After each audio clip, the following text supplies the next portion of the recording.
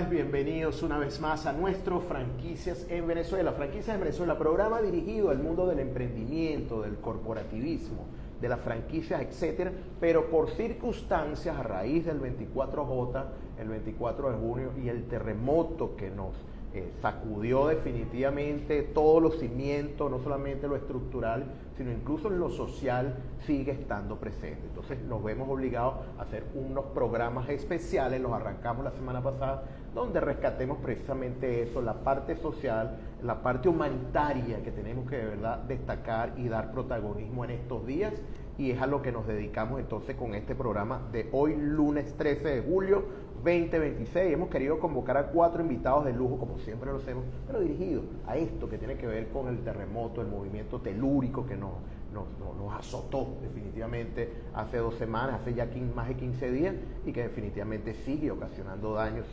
venimos teniendo pérdidas, vidas humanas, desaparecidos, damnificados, desplazados, que ameritan todo nuestro esfuerzo, y por eso estos programas especiales.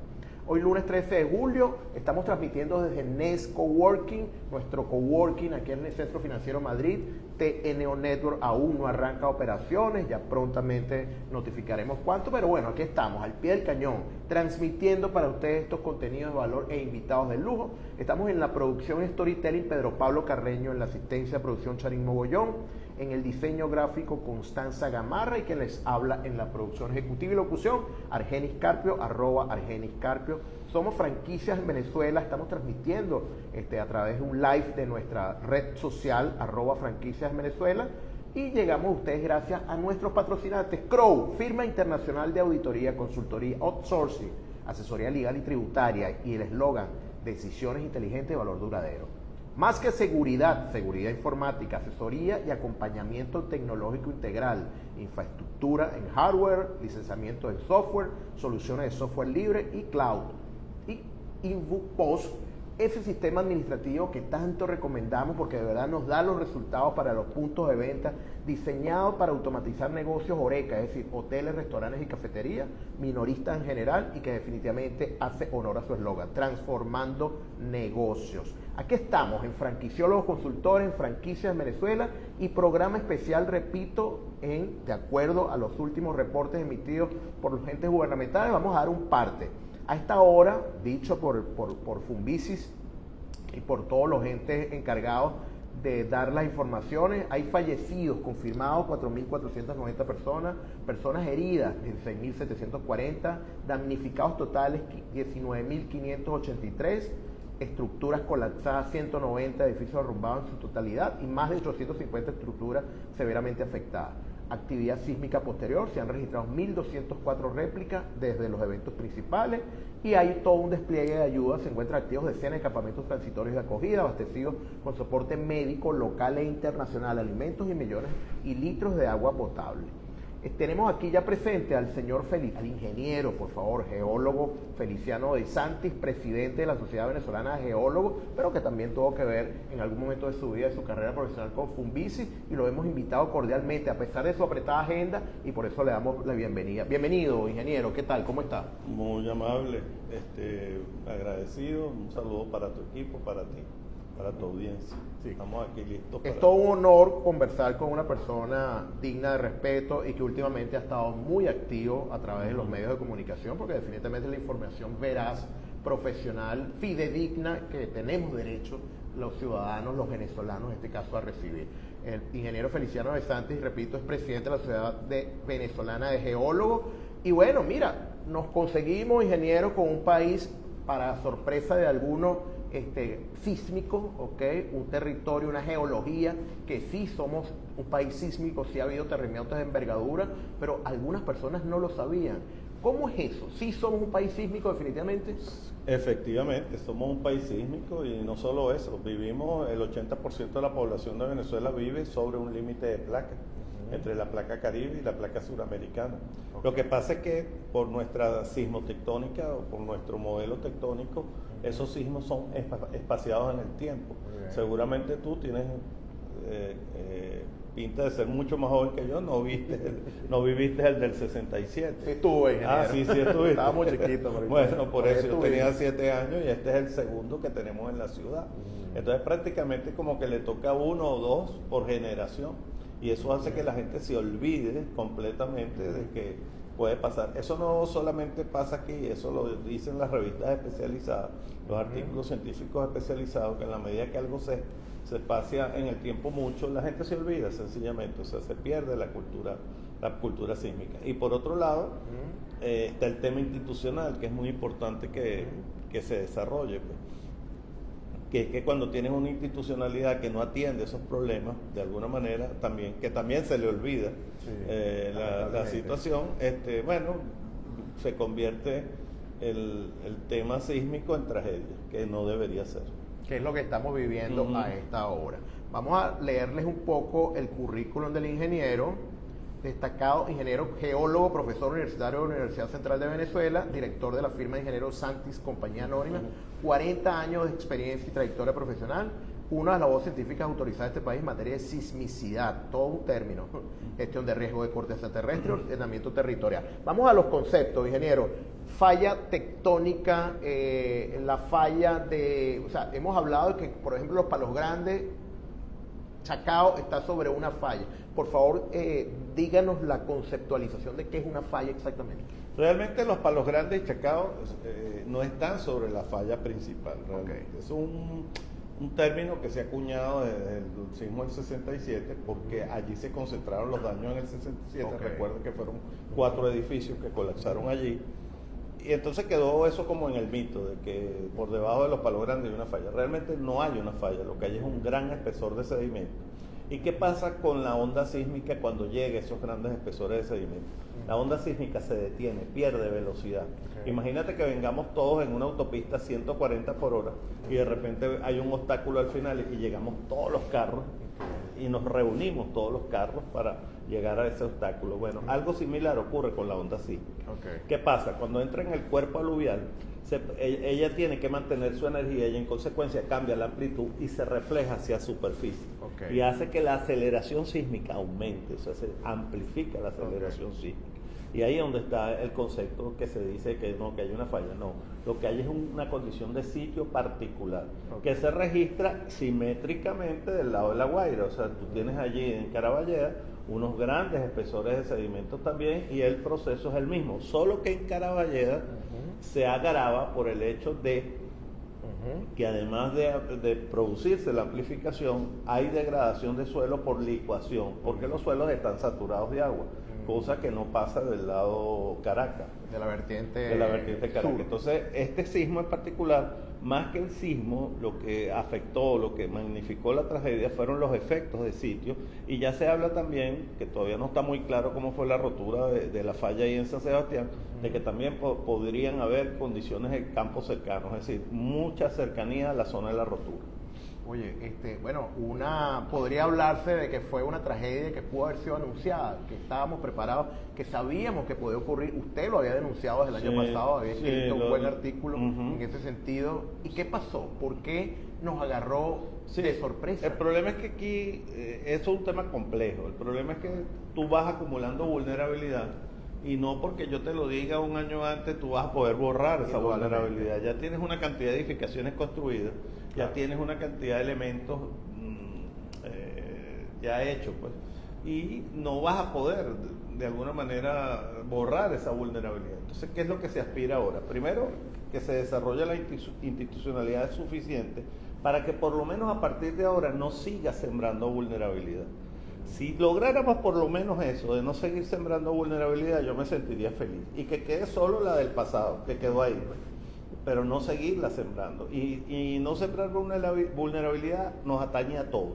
Desde tu persona, en tu casa, cuando pones un matero en el quicio de una ventana, o cuando obstruyes una escalera de emergencia, o un módulo de circulación vertical, o cuando no le das el mantenimiento debido a tu edificación y se te corroe, que lo vi muchísimo ahorita, mucha edificación con filtraciones intensas que tienen altos niveles de corrupción. Entonces ahí está tu trabajo como ciudadano y como junta de condominio y como junta de vecinos, etcétera. Y por el otro lado, las instituciones tienen que estar muy fuertes y tocando la especialidad de ustedes, que es el tema de emprendimiento, tiene que haber una sociedad civil muy fuerte también para que trabaje en conjunto con las instituciones del Estado.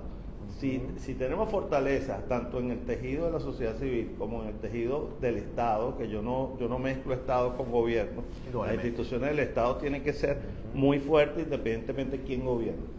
Así tiene que ser este proceso. Si eso se da, entonces vamos a empezar a por lo menos a detener el sembrar vulnerabilidad. Cuando tú siembras vulnerabilidad, cosechas tragedia. Y eso está escrito y está matemáticamente demostrado. O sea, porque la amenaza sísmica, acuérdate que es vulnerabilidad el riesgo sísmico es amenaza por vulnerabilidad. La amenaza nosotros no podemos hacer nada. Eso es un proceso, un mecanismo que está allí, es una variable contexto que va a seguir funcionando de aquí hasta la eternidad. Y por el otro lado, la vulnerabilidad sí es trabajo nuestro, que es empezar a construir mejor, que es no saltarse las normas, que es revisar los permisos. Cuando se otorgan los permisos de construcción hay que revisar los planos muy detalladamente, tiene que haber una segunda opinión sobre ciertos diseños estructurales que se hacen. Los arquitectos tienen que ganar un poquito de cultura para no diseñar cosas que puedan ser vulnerables sísmicamente, en fin, miles de cosas. Nosotros lo que nos dedicamos a la parte, digamos, de esas variables de geología, geotecnia, bueno, tenemos que ser mejores en el estudio geotécnico, o sea, se tiene que de alguna manera desarrollar una cantidad de cosas que nos metan en unos niveles, no como el de Japón, porque no aspiro tanto, pero sí que lleguemos a los niveles de Chile. Exactamente. Por ahí tienen que ir los tiros. En Perú hubo un movimiento sísmico la semana pasada. Perú tiene también mucha cultura y mucho desarrollo ingenieril también. Sí, bueno, ahora, ¿qué ha pasado también? Que el desarrollo institucional de alguna manera se ha deteriorado un poco porque hemos tenido un éxodo de profesionales brutal. Yo he perdido, te lo digo con toda responsabilidad, el 92% de mis estudiantes más talentosos, ninguno está en el país. Wow. Eso es terrible. Estamos hablando con el ingeniero Feliciano de Santis, presidente de la Sociedad Venezolana Geólogos, hablando en el marco de esta tragedia que nos azotó el 24 de junio pasado y donde definitivamente las cifras de víctimas siguen en ascenso. Se pudo haber previsto, se pudo haber evitado, lo vamos a terminar de hablar en el contexto. Al corte ya venimos hablando en Franquicia de Venezuela del 24J en este momento.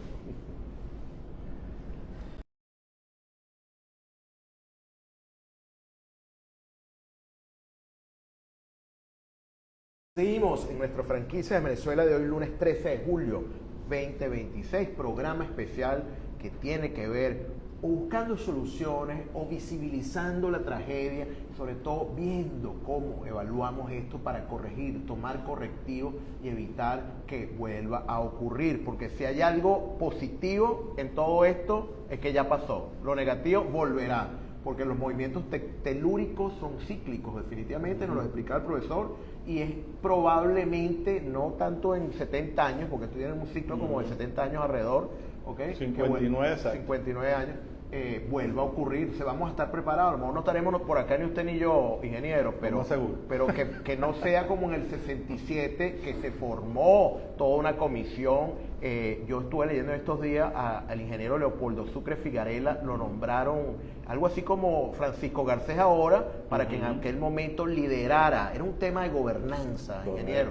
Usted habla de Estado, de gobierno, yo creo que es más bien de gobernanza. Y Leopoldo Sucre Figarela, bueno, hizo lo que tenía que hacer, hizo lo propio, y después fue el zar de Guayana, porque más bien se enfocó en otro tema de productividad, como era la empresa básica de Guayana. Pero en este momento que tenemos a Francisco Garcés allí, en esa comisión presidencial, el Colegio de Ingenieros también se ha abocado, la Universidad Central de Venezuela, ¿usted cree que sí podríamos dar los pasos correctos y evitar a como dé lugar que algo similar ocurra en el futuro, tal vez no muy lejano? Sí podrían, no, hay que hacerlo, porque si no, no vamos a tener país. O sea, si no tenemos la convicción del desarrollo de la institucionalidad y, como le dije, la sociedad civil, sencillamente esto deja de ser un país y se convierte en un territorio. Y eso es importante decirlo. O sea, No nos queda otra. Esto tiene que traer, el sismo del 67 trajo consecuencias benéficas para el mundo y para Venezuela. Una de ellas fue Funvici, precisamente. Nació Funvici, donde usted tuvo la oportunidad. Y vino la norma también, la norma de sismo resistente. Este tiene que, después de tanto dolor, después de tanta tragedia, el mejor homenaje que le podemos hacer a esas víctimas es definitivamente ir hacia un país mejor. Y ese país mejor se tiene que traducir en reducción de vulnerabilidad, pero con una convicción y con una autoridad, bueno, a toda prueba. O sea, aquí no se puede hacer, aquí tiene que haber cero tolerancia y tiene que cumplirse con todos los pasos y no se puede ir por los atajos, no se pueden acelerar las obras para cumplir con ningún tipo de laxo, ni comercial, ni político, ni de ningún tipo. Todo se tiene que hacer como se debe hacer. Hay suficiente estado del arte en el mundo y en el país para hacer las cosas bien. Y lo que tenemos que arroparlo con ese marco institucional que estamos tratando de introducir en esta conversación. Muy bien, definitivamente también hay un tema probabilístico. Bueno, se habla de que fue un doblete sísmico, eso es poco probable. O sea, nos ganamos una lotería los venezolanos. Además, de 7.1 y 7.5, si mal no recuerdo, escala correcto. Richter. ¿Cómo se mide, más allá de la escala de Richter, qué usa la geología o la ingeniería geológica para determinar todo esto, para predecir, por favor? Es un tema de predictibilidad. Bueno, te informo que ya la escala de Richter tiene muchos años que no se usa. Okay. Ahora se usa la escala de momentos, que de alguna manera expresa. La escala de Richter era una escala que no tenía ningún sentido físico. Fue simplemente un intento de Charles Richter para un poco expresar la medida de los terremotos. Pero luego, con el desarrollo de la sismología, se está trabajando ahora con escala de momento, que simplemente lo que te dice es cómo rompió la falla, qué área de falla rompió. Pero ya está del área del rota, no, es la medida, pues en función del área rota se determina una magnitud y se hacen unos inversores matemáticos, es todo un proceso matemático para llegar a la magnitud, pero ya no se usa Richter desde hace mucho tiempo. ¿Qué otro instrumento o tecnología se aplica? Usted me hablaba de lo satelital. Mire, mal se dice por allí, no tengo evidencia de que habían muchas sedes de Funvici y quedan pocas. No tengo esa noción, no tengo esa información precisa, pero podríamos hacer uso de verdad de las instalaciones de Funvici para ser más predecibles en el futuro. No, lo más importante, fíjate, la predicción yo no la veo todavía que esté muy cercana a darse, porque Japón que invierte billones, no millones, billones de dólares en esos programas, no se ha logrado. China ha hecho lo propio, Estados Unidos ha hecho lo propio. Yo creo que nosotros aspirar a ser predictores no está a nuestro alcance, eso hay que ser sincero. Pero sí es muy importante que las redes estén. La red sismológica tiene que ser copiosa, la red acelerográfica. Me hubiera encantado en la zona de Caraballeda. Eso hubiera sido de una utilidad fantástica para las nuevas normas, exacto. Y si el Estado pone la red, la sociedad civil la puede respaldar. ¿Cómo? Por ejemplo, usted tiene una empresa en Anaco. Bueno, usted se puede hacer cargo de ser el custodio de un acelerógrafo dentro de su empresa para que no se lo roben. Y yo estoy seguro que los empresarios van a responder, gustosamente, porque van a querer incluso tener ese equipo ahí dentro de su alianza empresa. Alianza público-privada, eso tiene que venir también. Igual para los sismógrafos.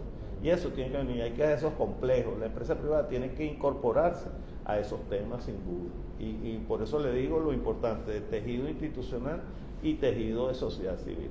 Eso tiene que venir. Por otro lado, la red GPS para medir las deformaciones corticales. Satelital. Como bien sabes, con un sismo lo que es un desplazamiento de la falla. Y ese desplazamiento puede estar en el orden de 60, 70 centímetros, que cambia totalmente la geodesia nacional. Entonces, incluso tiene que venir ahora una reevaluación de todos los puntos geodésicos que teníamos, para poder evaluar en cada punto cómo fueron los desplazamientos, porque ya la NASA está hablando de 60 centímetros. Eso lo podemos hacer en el país. Pero por otro lado, tenemos que revisar también la norma para ver si la norma fue deficiente o no. Y para tú revisar la norma tendrías que haber tenido todas estas informaciones. Entonces fíjate que si no rompemos ese círculo vicioso, esa forma de ser de nosotros, sencillamente el país está condenado al subdesarrollo. Y no importa quién gobierne, si izquierda, derecha, norte, sur, este o oeste, esto va a quedar siempre así, subdesarrollado constantemente. Es así. Mire, y yo lamento decirle que yo conocía de la Sociedad Venezolana de Geología, la que usted preside actualmente, pero era desde el punto de vista de explotación de hidrocarburos. De verdad, muy poco conocía yo de movimientos telúricos, de predictibilidad, prevención, o de ser una voz destacada y responsable de lo que tiene que ver con los terremotos. Pues. ¿Okay? Yo creo que era la arista comercial o industrial sobre la arista más bien social o preventiva, desde el punto de vista, repito, de movimientos Bueno, es que la telúricos. geología tiene muchos campos. Tiene la parte petrolera, que es la más fuerte, como usted lo dice, la parte minera, la parte ambiental y la parte de geotecnia y amenazas naturales. Entonces, el grupo más pequeño precisamente está ahí, en la ambiental y la de amenaza. Y el otro problema que hemos tenido es que perdimos en los últimos años mucha matrícula en la Escuela de Geología, muchísimo.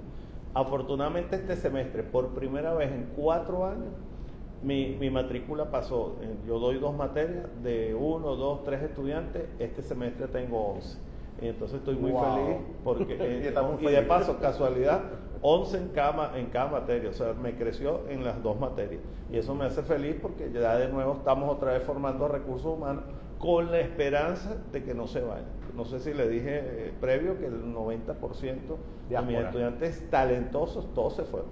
Trabajando. Entonces tenemos que volver a formar recursos humanos porque otra vez tú puedes tener todo el equipamiento del mundo, pero sin recursos humanos no vamos a ningún lado. Ingeniero, ya para concluir, se nos fue volando, de verdad, debemos invitarlo nuevamente. Usted debería ser invitado recurrente a nuestros programas por la importancia de la información que maneja y por el lugar destacado que tiene que ver en este país sísmico que debemos de verdad internalizarlo. Vivimos en un país sísmico no de ahora. ¿Desde hace cuántos terremotos ya hemos tenido? Unos con resultados más catastróficos. Creo que ha sido el peor, creo que el de 1812 también fue. Sí, 1812 y más o menos están a la par, pero solo que claro, nos agarra con una población mayor y con una concentración de personas mayores. En 1812 era una población rural, 2 millones de personas era lo que tenía Venezuela en ese momento. Mire, pues. Edificaciones muy rurales y se magnificó porque fue un Jueves Santo y estaba todo el mundo en las iglesias y las iglesias fueron las más perjudicadas. Las más afectadas. El del 67 fue 6.7 grados, ¿no? Sí, Bueno, esa fue la última análisis que se hizo en los años 80, que lo hizo Suárez, un investigador mexicano. Podemos decir a esta hora que la Sociedad Venezolana de Geólogos hizo su trabajo, hizo su denuncia, elevó su voz ante lo que podía pasar y efectivamente pasó, o por el contrario, ¿eso no ocurrió? Nuestro trabajo es siempre la difusión y siempre estamos haciendo jornadas. Todos los años estamos haciendo jornadas, tanto en el área petrolera, minera y geotécnica. Este año estamos organizando una jornada de geotecnia donde se tratan todos estos temas. Que yo lo tenía previsto para septiembre, dado este sismo, creo que lo voy a correr para noviembre. Claro. Y eso lo vamos a hacer este año. Y ese es nuestro trabajo, difundir, y cada vez que el Estado nos requiera para alguna información o para alguna asesoría, siempre hemos estado allí. Yo personalmente... ¿Han sido convocados? Sí, me han ¿Por el ingeniero Francisco Garcés? Sí, Francisco personalmente me llamó y me hizo, digamos, un comentarios sobre lo que estaba pasando, y no solamente de Francisco, sino también de la comisión presidencial, también me han llamado y me han hecho también consultas, y sobre todo para el debate que hay, qué hacer con los terrenos, que hay que aclarar algo, no es todo el estado de La Guaira como lo pretenden hacer, sino los terrenos donde se concentraron los daños, donde tenemos estas amplificaciones sísmicas. Entonces viene ese debate, ¿qué se hace? ¿Cuál va a ser la vocación del estado de La Guaira? ¿Es turismo local? ¿Es turismo internacional? ¿O sencillamente es un estado como cualquier otro? Ese es el tema que hay que ahora tocar. Gran punto, y es la hora, señores, definitivamente, de tomar decisiones, de aclarar, de sencillamente poner los puntos sobre las IE. No podemos seguir improvisando. Mira, hay una cifra dramática del Colegio de Ingenieros que algunas edificaciones de interés social últimamente edificadas no fueron aprobadas, los planos nunca se vieron dentro del Colegio de Ingenieros, y eso puede ser grave. Esperemos que esta lección tan triste, lamentable, reubique, posicione, alinee las mejores prácticas con lo que se hace actualmente. Muchísimas gracias, ingeniero, por estar con nosotros el día de hoy. Y por favor, denos un mensaje final para el mensaje final. Lo último que tocaste es muy importante. Las alcaldías van a tener que o dotarse de cuerpos técnicos especializados en la revisión de los proyectos, o sencillamente subcontratar a otras oficinas de ingeniería. O sea, pero tiene que haber la doble revisión sin duda, y eso va a ayudar mucho, va a ayudar mucho. Y por otro lado, bueno, la comisión de normas tiene que también dar el debate de ver hasta dónde nuestra norma estuvo bien o estuvo mal. O sea, ¿qué hubiera pasado si alguien hubiera cumplido en uno de esos edificios que colapsó con todo lo que dice nuestra norma 1756? ¿Qué hubiera pasado? Eso es interesante y eso es lo que se viene. Y por supuesto, el tema de estudiar qué pasó con cada edificio que colapsó. Porque eso es muy fácil de determinar haciendo todos los estudios como se hizo en el 67, que fue la Comisión Presidencial del Sismo, que hizo todo y sacó un informe al final. Eso tiene que venir. Y se edificaron estructuras sismo resistentes, prueba de ello lo pongo siempre de ejemplo, Parque Central, no sufrió ningún daño, no estaba sobre una fisura, sobre una falla, ni mucho menos. Pero... Y no puedo despedirme sin pedirle a la gente calma, esto va a pasar, esto es otro episodio más de la historia sísmica del país. Mucha calma porque veo que la gente está muy afectada con esto y sobre todo le están transmitiendo eso a los niños y a los ancianos. Sí, entonces eso hay que tener cuidado. Estrés postraumático. El ingeniero Feliciano de Santis, aquí con nosotros en Franquicia Venezuela, presidente de la Sociedad de Geología de Venezuela, estuvo con nosotros hablándonos precisamente de eso, de esa catástrofe y que definitivamente se pudo haber paliado. Las tragedias, los acontecimientos pasan. La idea o la solución es cómo estamos preparados nosotros y sobre todo en el caso de terremotos, cómo estaban preparadas las estructuras, las edificaciones. Muchísimas gracias, ingeniero. No, gracias a usted. Volverá. Gracias. Vamos al corte y ya venimos con más de Franquicia de Venezuela. Hoy lunes 13 de julio 2026.